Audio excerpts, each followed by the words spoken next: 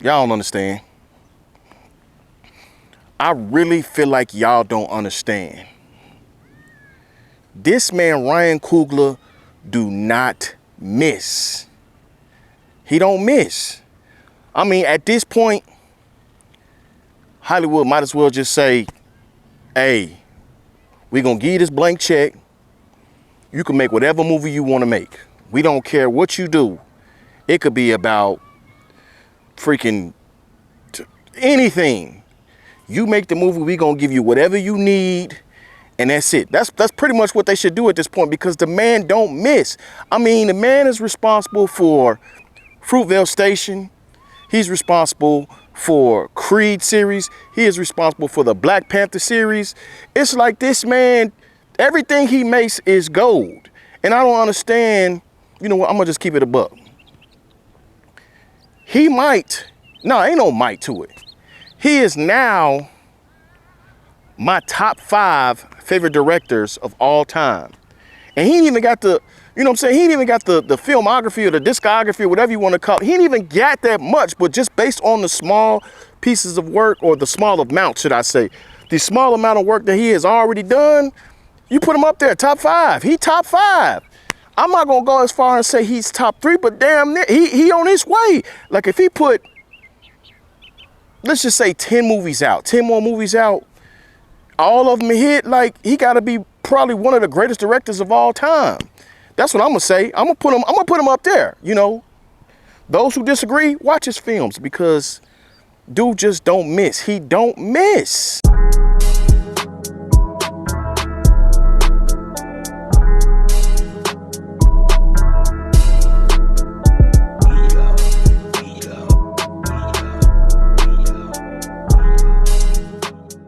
What's good, everybody? This is Sean, and you're watching OnTheFlyX. And today, the movie we are going to talk about today is Sinners. This is written and directed by Ryan Coogler. I gotta say, this is an absolute banger.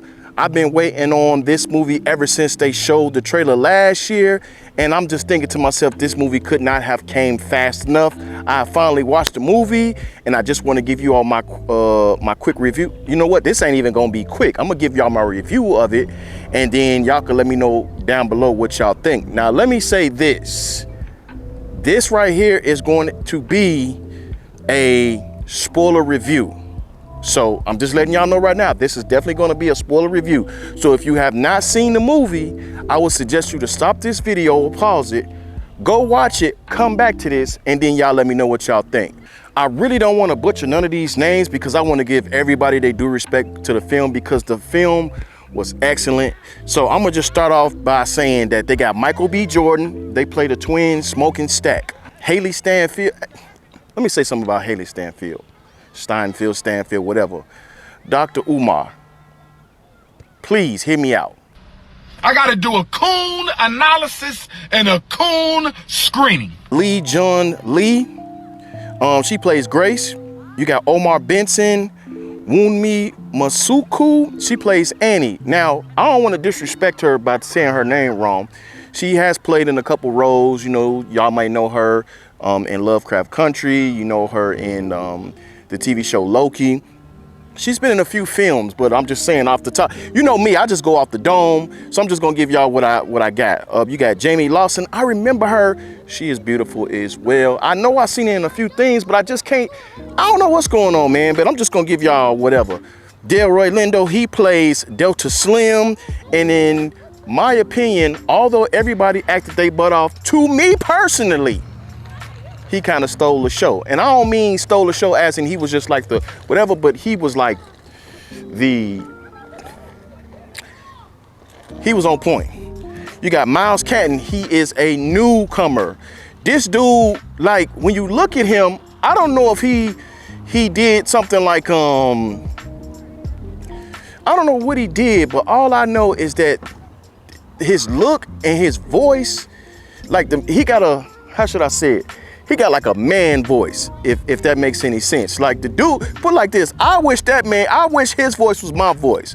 But the man, obviously he can act his butt off, and the man can sing. Now, I don't know if they did any type of voiceovers or anything like that, but the man is very talented. I think this is his first film, at least based on what I've seen. But this dude, he on the rise. Like, he gonna be, I'm not gonna say he gonna be the next It, because the way Hollywood be doing us, man, you just never know. But just look out for this dude, Miles Canton. He on point. You got Jack O'Connell. He plays Remick. He's like a dude on there that, you know, when I get into this review, you know what I'm saying, y'all gonna know what I'm talking about. You got dang, it's some other people on here, but those are like the standout roles, like the main people of the movie. If I missed anybody, I'm sorry, but I'm just going off the top of the dome. I went to go check it out with my daughter. She seen the movie, and look, let me tell you something. Y'all know when I say this movie is an emotional roller coaster, it's like it's up, down. You know, you want to laugh, you want to cheer, you want to cry, you get angry. You sitting over there cursing at the screen, and it's just one of those type of movies, like, if you can bring the emotion out of me, then you are definitely a A+1 movie. And let me say this, Ryan Coogler, I looked at a lot of reviews, a lot of interviews on this movie, and he said that the best way to see it is in IMAX. So I paid the extra little, $10 or whatever it was, based on a regular price, just to go see this film in IMAX. And let me say, it did not disappoint. Like, just the screen. Now, let me say this. With the movie theater that I went to, the screen was a little bit dark, and I know it wasn't filmed like that, because when I see it on screen and I see it on trailers, it's a lot brighter. So the IMAX that I went to, y'all gonna have to step your game up. But other than that, definitely, you gotta check this movie out on IMAX. The picture, and then just the sound design by itself. Let me tell y'all something. Anybody who knows, when you go see a movie, the movie is pretty good. But when they add that extra oomph, the extra sound design, that just bumps the notch up like maybe, I don't know, maybe 50% more or something like that. It's just like the movie just goes up, and then the music, the sound design, the chants, just the sound design overall, this movie was on point. I'm gonna get this shit out the way. This movie, to me, and my daughter, 10 out of 10. Yes, I said it, 10 out of 10. And also what I wanna say is, this is one of those movies where, I don't wanna say it's a lot going on, but you got so much things going on that you forget that you're watching a horror movie. You know what I'm saying? It's like, I'll give you an instance. So it was a movie that came out. It was called King Kong. It starred Jack Black. I think it was maybe 2004. The movie was long as hell. I think it was Peter Jackson, King Kong. The movie was so good and the build-up was so good that I forgot that I was watching a King Kong movie. So with this film, I'm watching a movie about two brothers, who got some bread, who trying to get it. They come back or whatever, and they want to, I guess, kind of start over, and then, you know what I'm saying, it just kind of builds up. They're trying to get a juke joint. You completely forget that this movie is a movie about Ku Klux Klan, and it's about vampires. And let me say this movie has tons and tons of symbolisms. This is the kind of movie that you gotta watch at least 2 to 3 times, maybe, just to kind of see everything, because you will miss it the first time. I've already made plans to see it 2, 3 times. And look, let me tell you how much respect I got for Ryan Coogler, because I love this man's directing and his vision. I personally went to go see Black Panther the movie 7 times at the movies. I seen it 7 times at the movie. If anyone knows, I think it was at the rave, they had these cups. It was like a Black Panther cup. I bought that. They had like a little throw blanket. I bought that. I got a Black Panther mask. Everything to do with Ryan Coogler, I want to be involved. I want to see it. I just want to be a part of that universe, whatever he does in the future, because that man is like the epitome of a visual, like y'all know how, put it like this, y'all know how we look at Zack Snyder, like, man, this dude, like, let's just take away the story for a little bit, but when you looking at his visuals are always on point. Ryan Coogler is up there when it comes to visual, but what he shines is his storytelling. Like, they said that he wrote this thing. Of course, he directed and stuff like that. And this man, his pen game. His pen game is nasty. Like Ryan Coogler is definitely that he him. You know what I'm saying? He him. So I'ma say once more, or I'ma say it now. Do not, I repeat, do not watch this movie at home. Don't watch it on stream. Well, eventually, yes. Don't watch it on stream. Don't wait for it to come on streaming services. Don't watch no bootleg. Support this man, because we need guys like this in order to tell, you know, let's just keep it a buck. Tell our story in a way to where you're like, okay, man, he's writing stories based on people that look like me, and they good movies, man. It ain't like it's some old, no disrespect, it ain't like it's some Tubi bullshit where you one scene the man is talking and then he got on a freaking suit, and then all of a sudden in the very next slide or scene or something like that, this man got on a freaking wig and some braids, man drinking, you know, it ain't none of that Tubi stuff. It's like the man, whatever he touches is just gold. Go watch this movie on IMAX, watch it again, and then watch it again. You know what I'm saying? Like I said, I'm planning on seeing it at least 2 to 3 more times. I seen it with my daughter, you know, because she really wanted to see it. She's in the horror movies. And let me tell you, she was like they got, I ain't gonna front, they got a lot of jump scares, but they make sense. It makes sense. It's not like it's, you know what I'm saying? Because it is a horror movie, but it's not like, how should I say it? It's not like a, you know, like a, you know, sleep away. You know, it's not like that. It's like, it's a horror film and the jump scares mean something. Cause you know, you got some movies where the jump scares is just in there and you like, damn, man. But you know what this is, and maybe you can say the sound design had a lot to do with it. Man, this wind blowing like a motherfucker. I'm hoping that my camera don't fall, although my my tripod, it should be on point. But the jump scare makes a lot of sense. The sound design makes a lot of sense, and what they choose is definitely something where you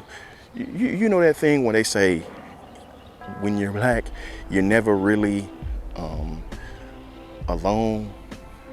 This fool then walked, like I'm by myself in a parking lot. I mean, I am in a park, but I'm like way off to the side. Matter of fact, just look at it. I want y'all to look at this. This is the park where I'm at. I'm by myself. No cars next to me, all that kind of stuff. That white dude, if y'all can see, let me see. I'm gonna try to zoom in on him. He didn't walk, him right there. He didn't walk past me at least a good 3 times. Why? What you listening for? And then it's not like he just taking a little walk. He's watching me. What the fuck are you watching me for? Okay, so let's get back to it. So Michael B. Jordan, he is playing a dual role. He is playing Smoke and Stacks. Smoke basically says it all. His name says he won't smoke, he don't play no games. He about that action. You got Stack. He is, you know, he the, how should I say it? He's like the, I don't want to say smooth, but you know, he kind of more laid back. Smoke don't play no games. Now, just to kind of give y'all a idea of which person is who, Smoke is in the blue. He has like the blue attire, he has the blue hat, he has the blue, you know, blue little suit, whatever. Stacks has the red. He's like more calm, all that kind of stuff. Now, both of them pretty much act on each other. Man, let me tell you something. The way Ryan Coogler filmed this, like, I don't know how they filmed this. Like, I understand that they might have used body doubles. Maybe they use face or head replacement and stuff. But there was a scene in the film where they were next to each other. They was doing a truck and they kind of crossed in front of the camera. And it was like flawless. Like, I couldn't understand exactly how they did it, and they was interacting with each other, taking each other's, like, man, this dude right here, like, I understand, like, when I watched the interview, he said he needed help and he asked how to do it. He asked Christopher Nolan how to do it, but it's just one of them things, like, he did it perfectly, and I know it took him a long time, but it was just on point. And let me say this, Michael B. Jordan, his acting has really, he cold, man. He cold. Like, the way he acted in this movie, he was like he was like a Southern dude, from Mississippi back in the like prohibition days. And he was acting his butt off. He played dual roles.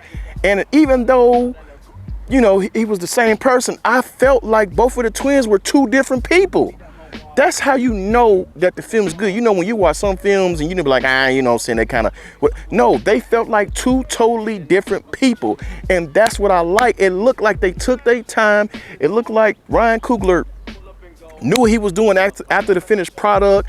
And it was like, okay, this is how I'm going to film it. This is this guy's characteristics. I mean, they didn't have like no ticks that I can, see. I know they like kind of smoke, whatever the case, but you can feel that.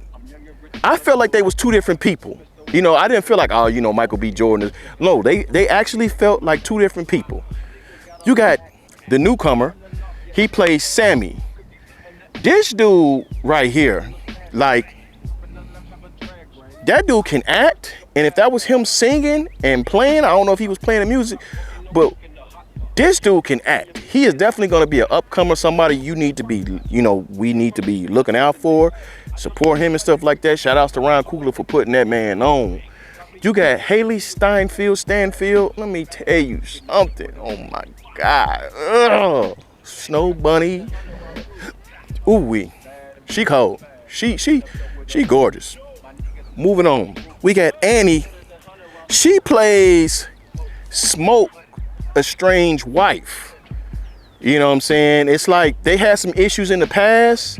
Basically, she was pregnant. She may have had a miscarriage. They had some issues or whatever.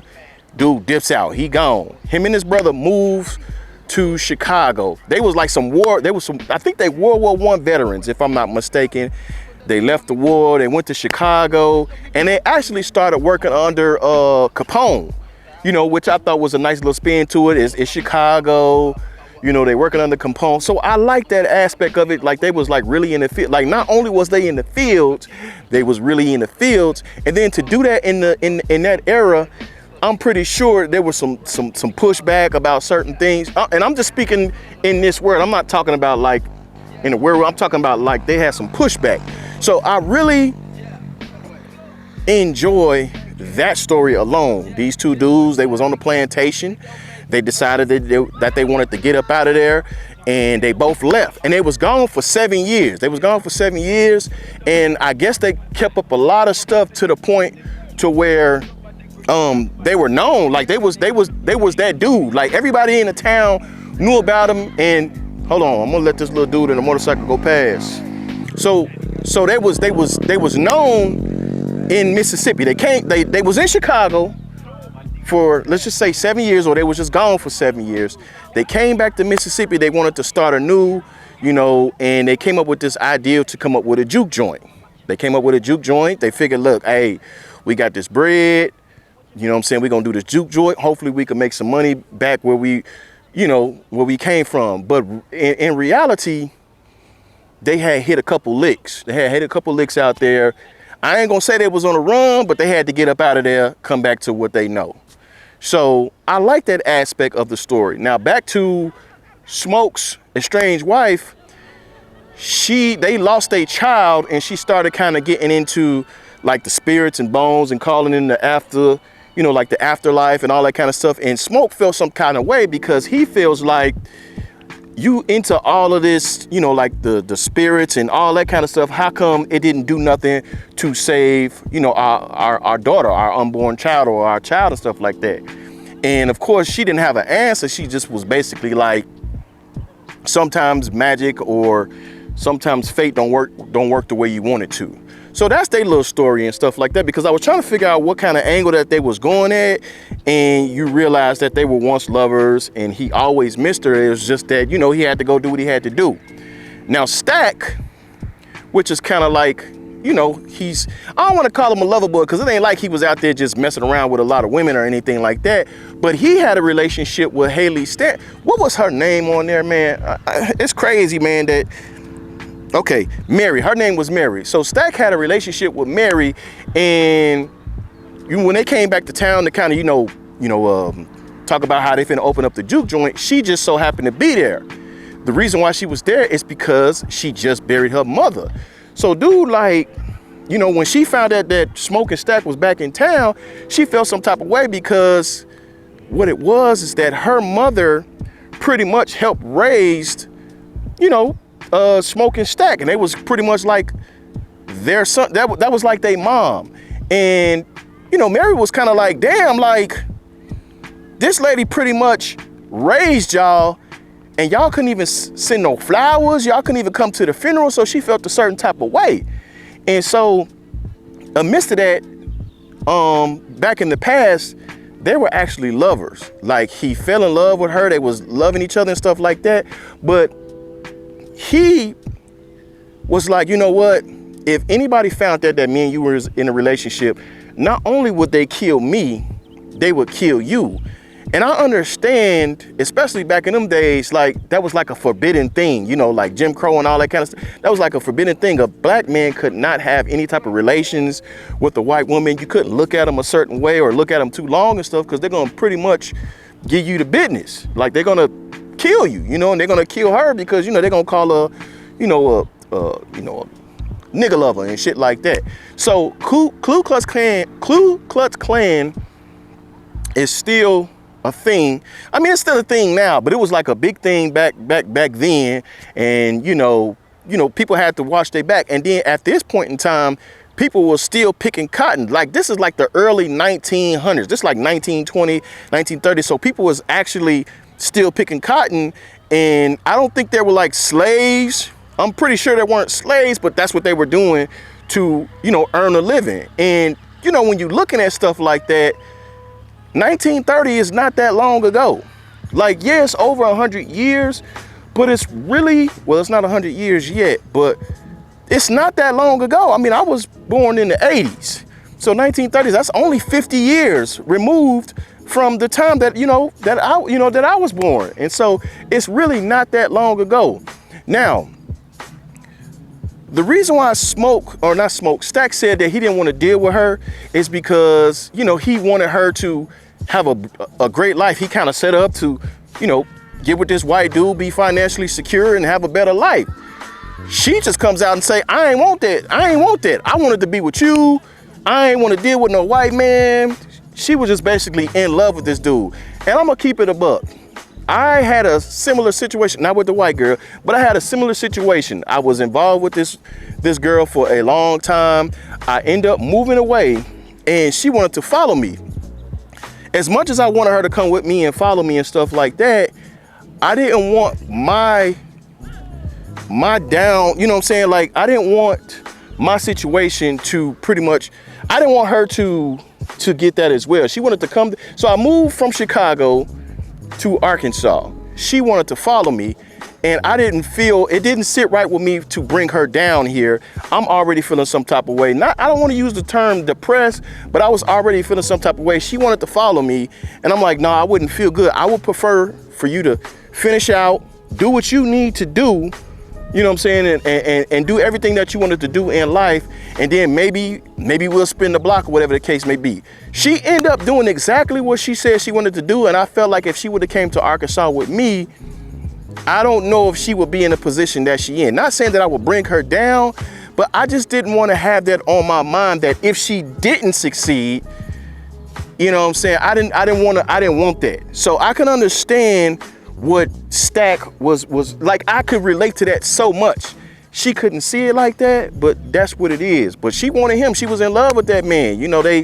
They was like this, and he was like, man, I can't do this. Like, you're gonna have to, get on and live your life without me and stuff. So I understand that relationship. You have Sammy. Sammy is a preacher's boy, and he wants to express himself artistically. Only issue is his father is a preacher. His father doesn't want him to express himself through the blues. They think it's a sin. And I've run across people who feel like, your artistry and things like that, it's like a sin. He wants his son to preach and, and do all of those things and sing the gospel. The son doesn't feel like that. You know, he wants to kind of do his own thing and express himself. And so I wouldn't say that he defied his father, but he wanted to kind of live his own life. He wanted to do his own thing. And so there was a little bit of resentment towards his father because he felt like he couldn't be himself. Now, old girl explained in the movie, in the beginning of the movie, about, you know, like the Irish people, the West African, you know, like all of these things. And for some reason, this man, Sammy, had something in him. He had something in him to the point to where when he sings, not only does it bring healing to the village or wherever you are at, because it's so powerful, it can bring sorrow and hatred, basically evil. And that's when you start to figure out this movie is a little bit more complex than its simple, you know, basic, you know, it's black people, white people, Jim Crow era, Ku Klux Klan, boom. So we get to the film, and Smoke and Stack, they're basically trying to build a juke joint. They are trying to gather all these people from back, you know, back when they was, you know, kind of running the streets in Mississippi. They got the, you know, they got people who can help them cook. Of course, Smoke, he goes to his estranged wife and like, hey, I need some help. They're getting all these help from people, and they're like very much well respected. They're trying to get this juke joint on point so they can earn some money. So they set that up. They had a couple scenes, you know, where I want to say Smoke, nope, it was Stack, who got a guy named Cornbread, big old dude. You know, they want him to be like the doorman, the bodyguard. And it was a little bit of funny, you know, stuff in between that kind of stuff. So it was a really good setup. This movie, I'm gonna say this, it was definitely a slow burn. Like, it wasn't like, you know, the movie introduces and then bam, you get right to it. It was nothing like that. But that's not a bad thing. Some movies, you know, you be like, oh, but that's not a bad thing what they did. It built a universe. Like, this is this situation. This is this situation, this is this situation, this is this situation, and then it kind of gets, and then that's when all of the events start to occur in the film. So it's not like you're going right into it and stuff. Now, they do open up the scene where Sammy drives his car, he gets out of the car, he jumps into the church, and then the father kind of is like, hey, come on, you know what I'm saying? Like, I'm gonna help you out. So they do have that scene at the beginning, but that just kind of, you know, that's just kind of showing you where the movie is headed. Now, let me just go ahead and jump right into it. So we have all these characters, everything is set up. You got Sammy, who is in love with a woman named Pearline, who came to, you know, see them, and I guess she's married, but I guess she got some issues going on with her husband. He's macking up to her. She's kind of liking him, but she playing hard to get because, number one, she's already married, and, you know, she taking a liking to this dude. He like, man, I would love for you to come to the juke joint. She accepts his invitation. Now, that is the setup. The twins are basically setting up their juke joint. They're getting people from the town that they used to run to help them out, get it on point. Now you have a scene where it's I want to say midday. It's like the evening. The sun is getting ready to go down. You have this man by the name of Remick. He is running from some people. You don't know who he's running from. And you can see that his skin is burning. His skin is burning. He runs to this house. They open up the door. You find out that they're Klansmen. At least it's two people. It's a man and a woman. You find out that he's a Klansman.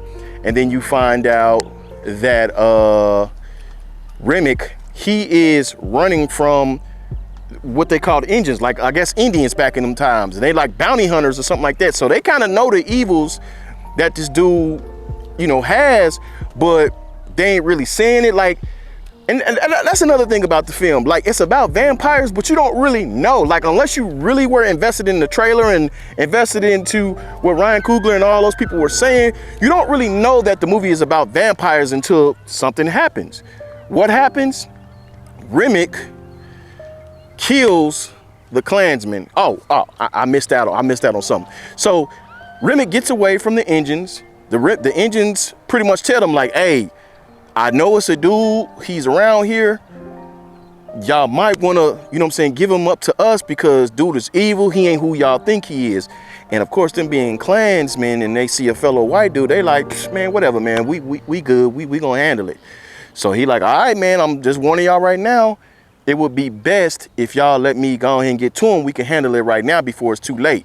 They wasn't trying to hit that. They had their guns pointed at him and stuff. And he like, all right, he peace out. We don't see him no more in the movie.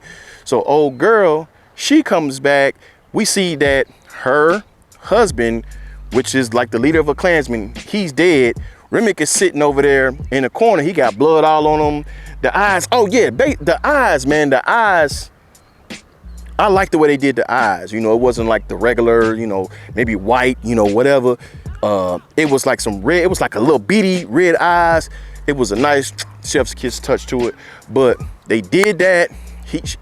Remick kills the husband. He ends up killing the woman. Boom. They turn. They're vampires now. So that's when they set up, okay, this dude is a little bit supernatural. He got some other stuff going on.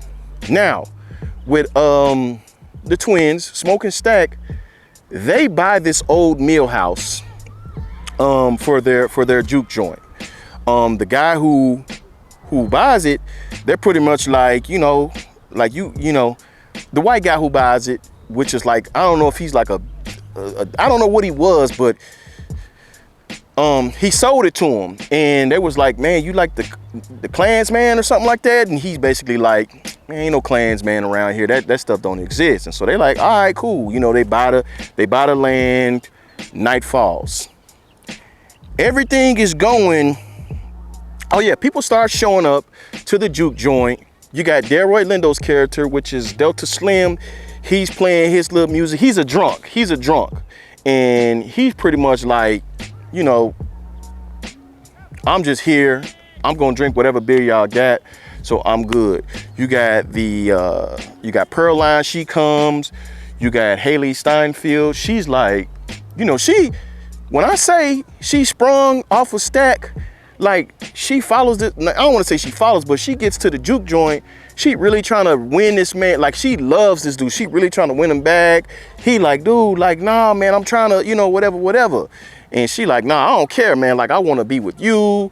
And you see that the people in that area, they kind of poor. So they're not able to pay like with real dollars. They're paying with money that I guess they use around the town.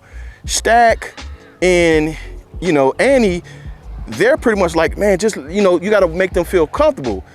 Smoke ain't with that. He like, nah, we got to make some money because, you know, we going to mess around and be broke. They like, you got to make these people feel wanted. That way, they'll keep coming back. And, you know, he like, all right, you know what I'm saying? He kind of I don't want to say he bows down, but he listens to them. He's going to trust their judgment. The night is going on. That's when they introduce Sammy and his singing. This man has a guitar. It's like I guess a powerful guitar, something like that. And when I say this scene has to be the very absolute highlight of the movie. This man singing is top tier, a whole nother level. And it gets people like stuck. They like, damn, this dude can go. They singing. Everybody is in this trance almost. Like they're just like, man, this dude got me feeling some type of way. Well, this man singing is so powerful that it attracts the vampires. Remick, it attracts the other two, and it's like foreshadowing in a sense. And his voice is so powerful that it's opening up like another dimension, another portal or something like that. Like whatever his singing is doing, his blood or something like that, it's making these vampires have a vision of like, man, you know, if we can get him, we can get his singing or his voice, his power, then we could pretty much run everything. Like, so that looks like that's the plan. They want to try to infiltrate this juke joint and get Sammy, get his voice or something like that, where they can open up the portal, and then, you know, it's up from there. Now they got old Cornbread. I know he been in a couple movies in the past, and I like dude. He don't get a lot of roles and stuff like that, but I will say that he's a working man in Hollywood, man. I like dude, man. I like dude, big old dude. So he was playing the bodyguard. He had a couple banters and stuff like that, and then all of a sudden, the three vampires, they come up to him. They want to get invited in. He like, no, y'all in the wrong place, because you got to look at it. It's a juke joint. It's all black people. The only person that stands out is, put it like this. I'll say this. It's like a minority thing. I'll say that. I don't want to say it's just the all black establishment, because they had, they had Asians in there. They had Hallie Steinfield, but she was kind of like, I think she was mixed. She was like half black and half white, something like. I think she mentioned that in the movie, if I'm not mistaken. So she was kind of mixed. And the three vampires like, why we can't get in? They like, y'all can go, up the street and, y'all play there and stuff. So they like, all right, well, we just gonna hang around. We gonna walk slow, just in case y'all do want us. We could spend some money and we could play for y'all. And they like, nah, whatever the case may be. And so they was like, well, if we can't get in because we white, why she get in? And of course they explain, she's family, blah, blah, blah, this and blah, blah, blah, that. So that's when you find out that the twins, hold on, I need something to throw. So then you find out through Smoke that they having some financial troubles. They got some financial troubles. They need to make some money. Mary, she's telling Smoke like, hey, I'm white. Let's see if they're gonna spend some money, because we need some money. I know y'all need it. So let me see if I can talk to them. They're gonna tell me a lot more. I'll find out if they good people. So, Smoke gives her a gun, like just to protect herself. Now, this is why I had an issue with the movie. I did have a issue with this particular part in the movie. Like, she's like, let me go find out if they're good people, if they're gonna spend some money or whatever, and then we'll kind of go from there. I know y'all need the money. He gives her a gun to protect herself. Now, while that happens, she goes out the door. She trying to see what they own. And they were acting really, really weird. But of course, she didn't pick up on it because, white, what I'm saying? I'm just kidding. But, she didn't really pick up. She picked up on it eventually, but she didn't pick up on it. Now, my issue is with this scene is you gave her a gun while she was on duty to go do this thing for you. You should have been kind of watching out for her. Like, okay, let me see what they own. And he just kind of put her back there like, okay, go ahead and do what you do, whatever. I'm gonna go ahead and run the joint. I think he should have been out there just hanging around, not letting them know that he can see them. That way, when stuff, but I understand it has to move the more. That was the only flaw that I can say that I did not like in the movie. Why wasn't he watching over her? If he was able to give her a gun and try to see what's going on, I understand that she was white, but she is her people. So it was just one of those situations where he should have been kind of, at least had somebody watch over her like, hey, make sure. And then what my daughter raised is, how was she able to go outside? Because look, mind you, they were in the front of the juke joint. They walked out that way. But somehow, some way, she came around the back part of it and Cornbread didn't see her.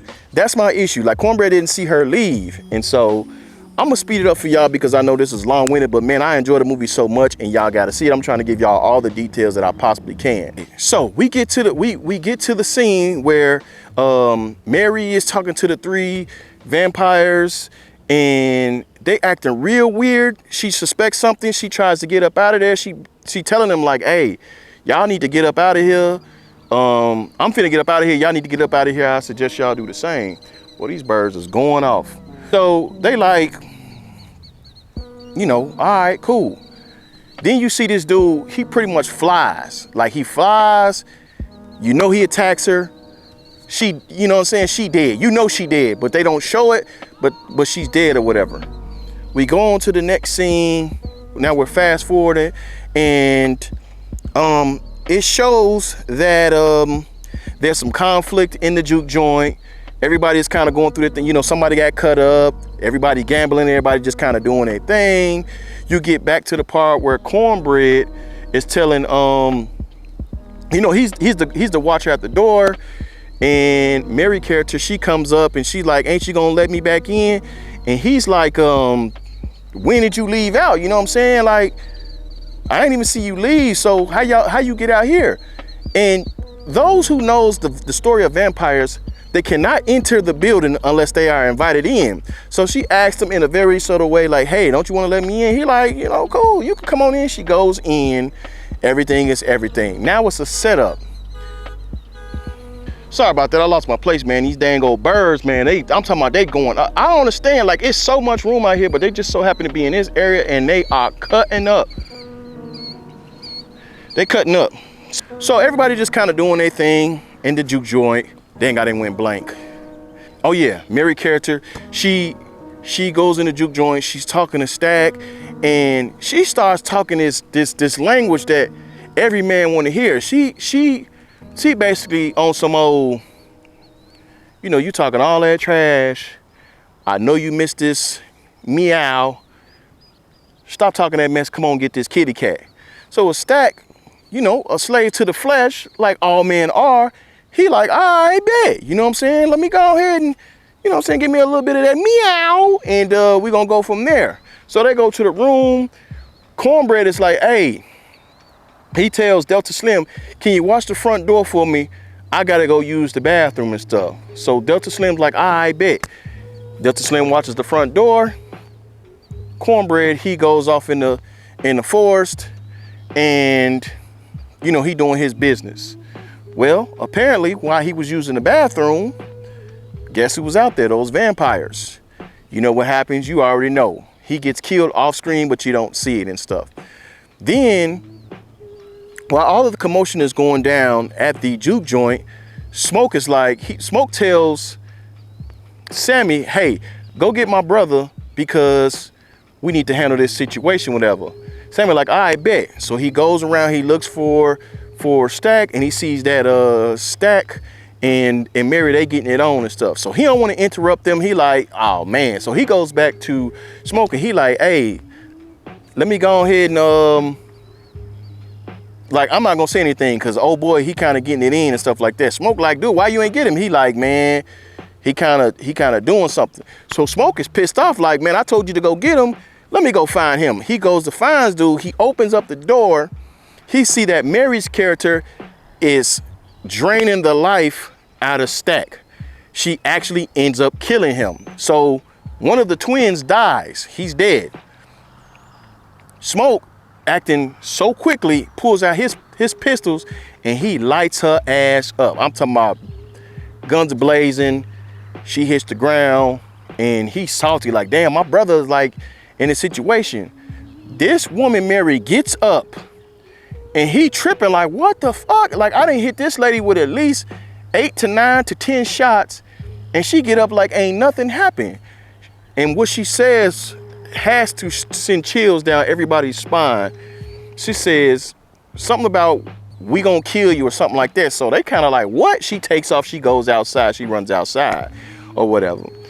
So Smoke goes to his brother, which is dying.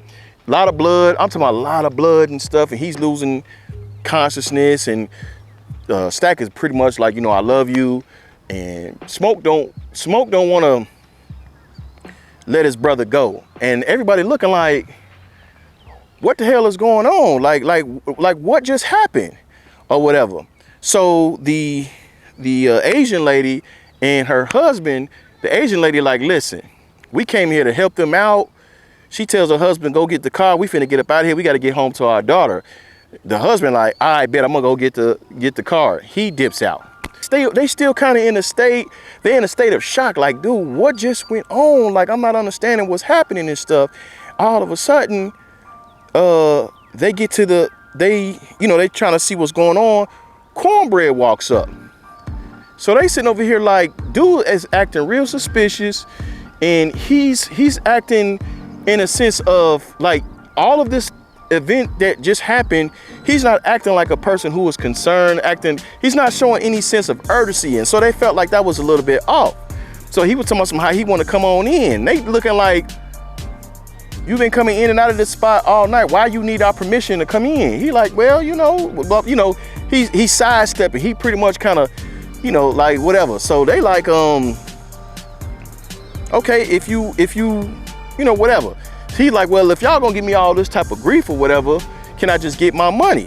And so this is the scene that you see in the trailers where Michael B. Jordan is getting ready to give the dude the money. He hands him the money, and with the quickness, this man grabs he grabs Smoke, and he's getting ready to bite his arm to turn him or rip his arm off.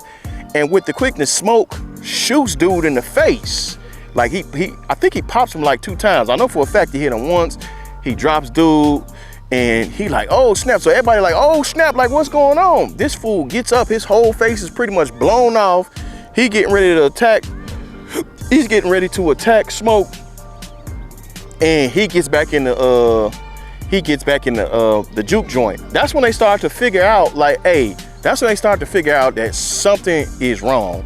Like, that's when Annie is like, you know what, I ain't never dealt with nothing like this, but it seems to be that they vampires and they need to deal with this kind of stuff. They need to take the dead body, which is Stack, they need to take him outside because he's eventually going to wake up and he's going to attack them. Then you got, you got a lot of, they all kind of just messed up in the head. They trying to figure out what's going on. Next thing you know, you hear some knocking. Turns out, Stack, he is dead, but he's finally turned into a vampire. He turned into a vampire, and now he's trying to, con him, like, hey man, let me out. I don't know why y'all got me up in here. I was bitten, I was toe up, but I'm cool now. I know y'all was feeling some type of way about me, but I'm cool now. They like, hold on, man. Like, dude, you was just dead. I checked your pulse. You was dead. He like, no, I'm good. All this kind of stuff. So they like, no, something don't seem right. This man blasts through the door, kind of semi-knocks out Sammy, and he's trying to get ready to do whatever he's gonna do with the group. He ends up escaping. He gets up out of there. So Stack, he escapes up out of there, and everybody just like, man, I don't know what's going on. So you have Grace. She's like, damn, like my husband is out there. I need to go get him. You know what I'm saying? They like, no, you need to stay up in here. We trying to keep everybody alive and stuff like that. And she's very hysterical. That's her husband. She's trying to figure out like what she need to do. They like, no, just stay up in here. So that's when you find out that Remit, he has been plotting this from the time that he got the two Klansmen. He has been plotting this. He hears the voice and he needs that power. I already explained that earlier in the video. Rewind it to wherever it is and stuff. But he's basically telling them like, hey, you give us Sammy, I'll let y'all live. But that's some straight up BS. He basically saying like, y'all give us Sammy, we get his voice, and we'll let y'all live. All of the vampires who has been turned, oh, I missed out.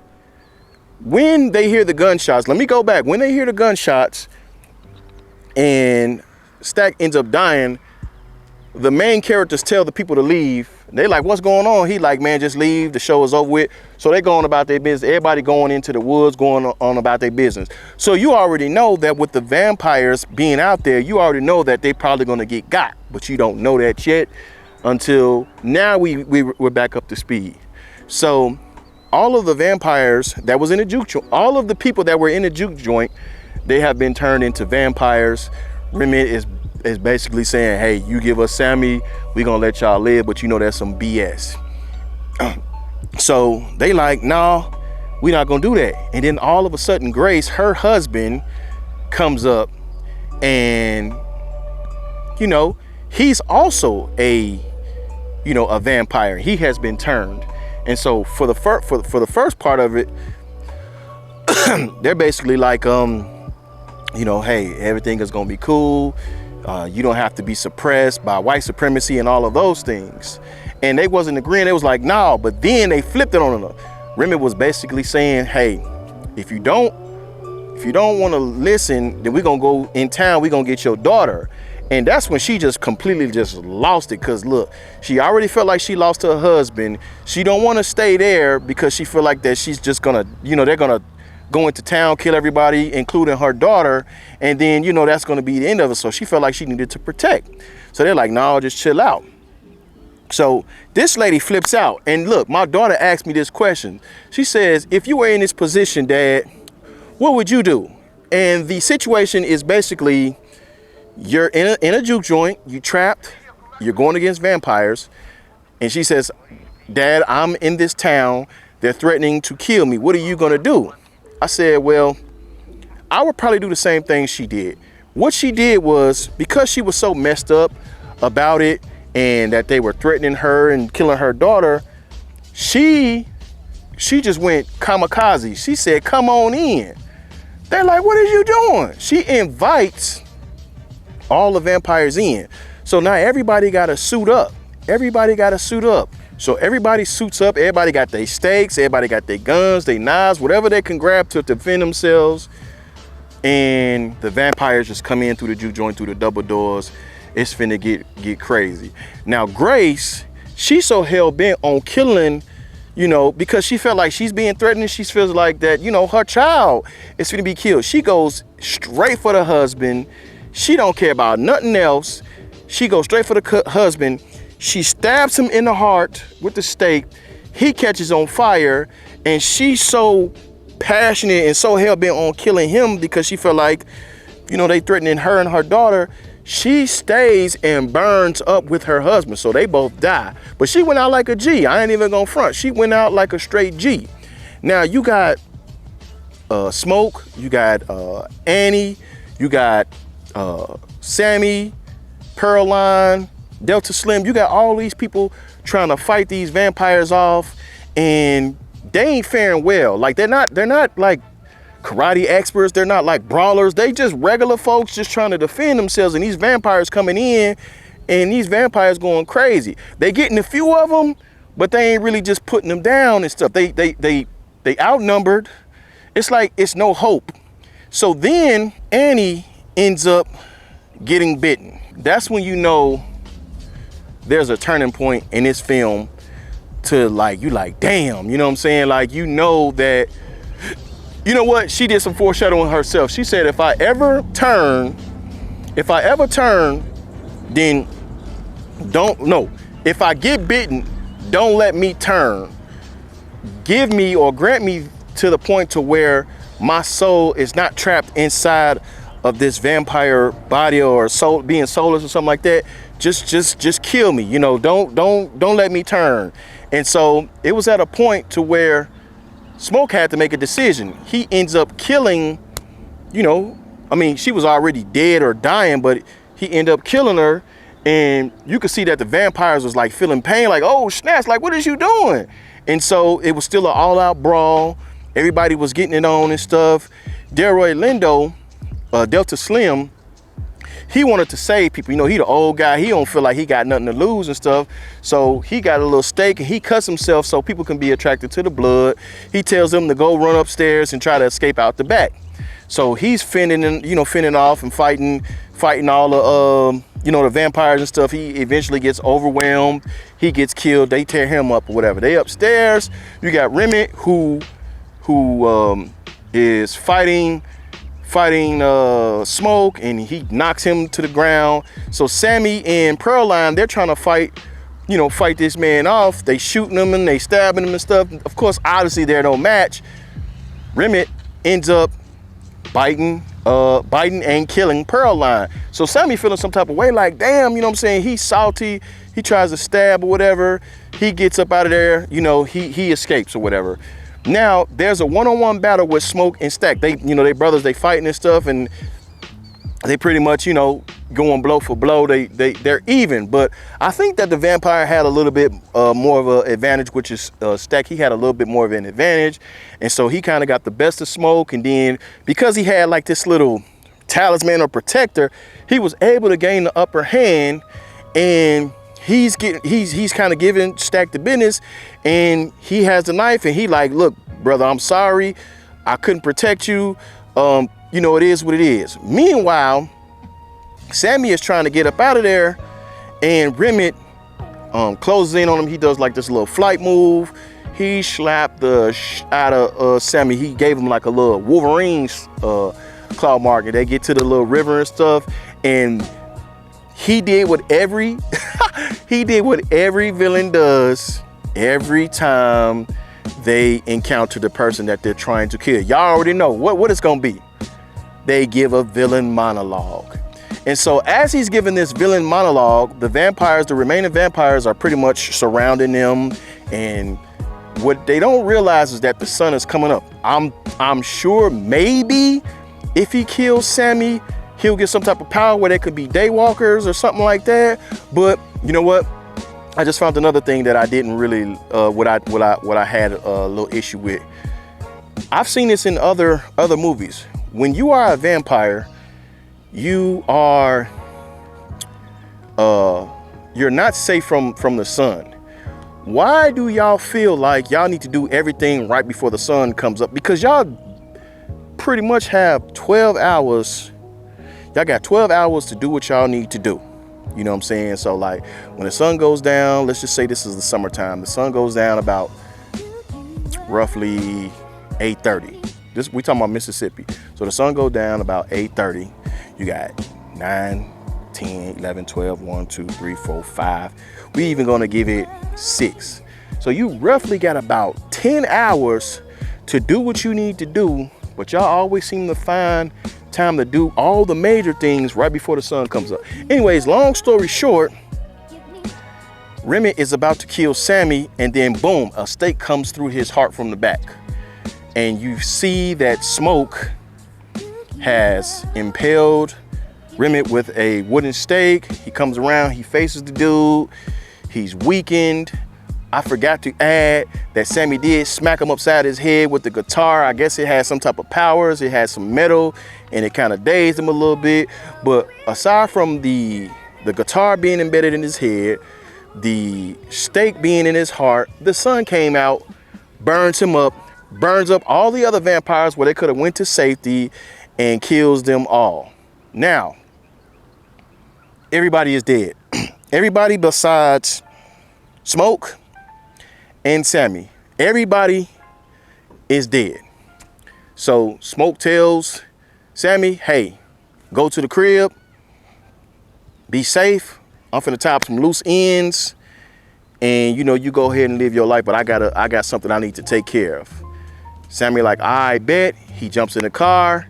That's when you see the events from the beginning of the movie happen, where he gets out of the car, he goes to the church. His father helps him out and tells him that you need to, repent or whatever the case may be. Now, with Smoke, now I told y'all earlier that they were like World War vets. They packed up their stuff. They got their Tommy guns. They got their sniper rifles. They got everything for like a small little war. You find out from Remy when he was talking at the part when it was like, just give us Sammy, you find out that the people or the guy who sold the oatmeal to them was actually the Grand Master Ku Klux Klan. And regardless if they did sell it, they were gonna come in the morning with the rest of the Ku Klux Klan. They was gonna kill Smoke and Stack anyways. They was gonna kill all the black people up in there anyways. They was gonna wait till the morning time. So they was, like I told my daughter, they was doomed from the beginning of the movie. Like, I understand that, they was trying to come up, but at the end of the day, they were doomed from the beginning. There was nothing that they could possibly do. They were at a lose-lose situation. So with that knowledge, you had Smoke kind of reminiscing and think about everything that happened, all the events that happened, everything that was told to him. He felt like, okay, all of this started because of the Grandmaster, so I want some revenge. I want some get back. So what he did was he set himself up with the sniper rifle. He had his gun set up in a place.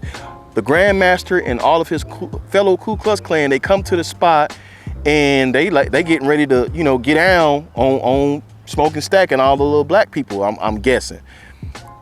Next thing you know, they try to open up the door. It's locked. Smoke, boop, he hitting them. Boop, he hitting them. Boop, he hitting them. They like, oh, snaps. They start scrambling or whatever. He taking their ass out. He a one-man army, basically. I mean, like I told y'all, he was a World War vet, World War I vet. So he trained, he's a soldier. And he doing his thing. Next thing you know, he runs out of bullets. He grabs a Tommy gun up out the, what's the name? He letting them have it. He doing his thing. He's throwing bombs and grenades into the, what's the name? He blowing people up. But what I really hated is that he got shot right here. But he kept shooting. And I knew this is going to play a major part and ultimately his death scene. So he's shooting everybody up. He saves the Grandmaster for last. He can't really finish him off. He gets weak, he falls out. Now the Grandmaster is already shot, but he's not like, he's not to a point to where he's getting ready to die. He just at a point to where, he kind of hurting and stuff. And so you realize that Smoke is kind of going in and out. Like, you can tell that this is his death scene. He's starting to visualize Annie and a baby.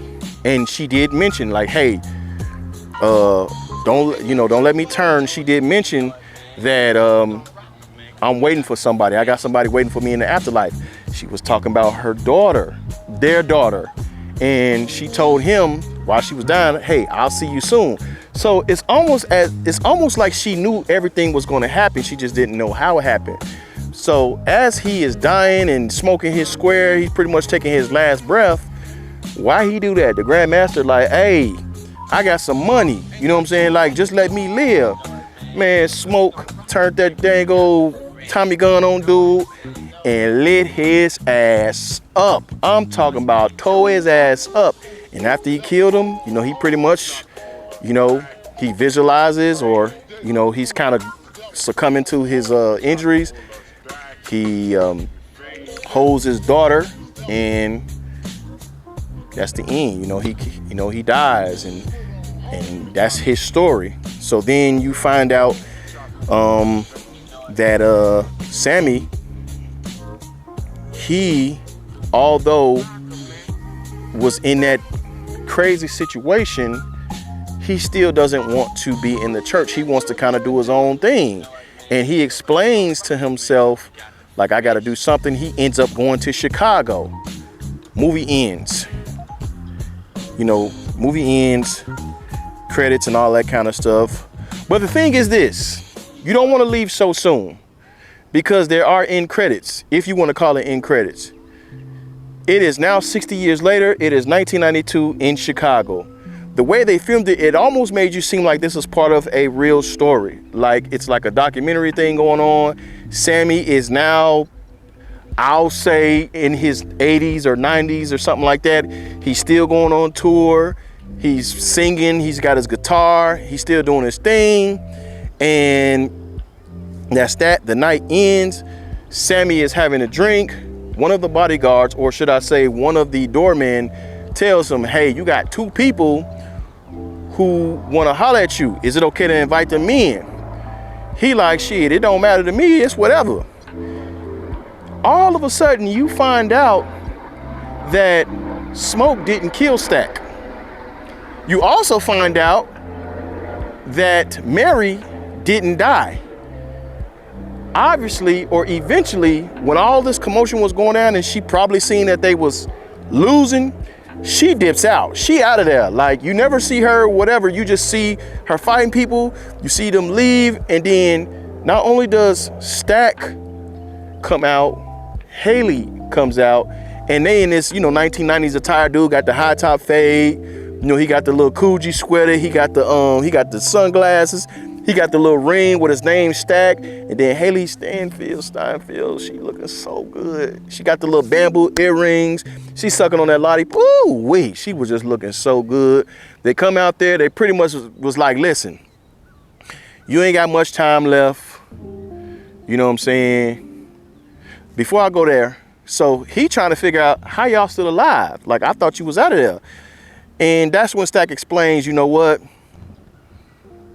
Smoke promised to let me live if I leave you alone. Let you live the rest of your life, and I'm gonna leave you be and stuff. And then, Stack is pretty much smelling Sammy like, hey, you ain't got much time left, but I could help you out. You know what I'm saying? He's basically telling him that he'll turn to him. That way he can still tour, he can still do his thing, and then, whatever. Sammy is like, hey, I didn't seen everything that I could see. I don't really feel like being here no more, so I'm gonna just, let my time, whenever it's time for me to go, that's when I'm gonna go. And so Stack like, okay, bet, you know what I'm saying? Like, well, good to see you. You know what I'm saying? Because that's his cousin. You know, good to see you. I'll holler at you. And that was the end of the movie. And so I hope I explained to you guys, you know, the film visually. I can't do it like Ryan Coogler, man. That dude different, man. He like a master, man. But I would encourage anyone to go see that film. Like, you would do yourself an injustice if you go see this movie on a streaming service or if you see it on a bootleg.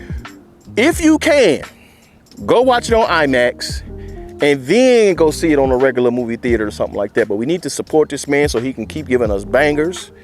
And, you know, that's all I got. Like I said, I give the movie a 10 out of 10. I did have some issues, but it wasn't enough to bring my score down. I will be going to see this again, and then I'll go see it again. And if I'm feeling froggy, I'll probably go see it again. This movie was that good. I will honestly say, so far, this is the best movie of 2025 by far. Story, acting, cinematography, sound design, soundtrack, all A+. So that's it. Y'all post your comments down below. Let me know what y'all think. I'll catch y'all on the fly. Peace.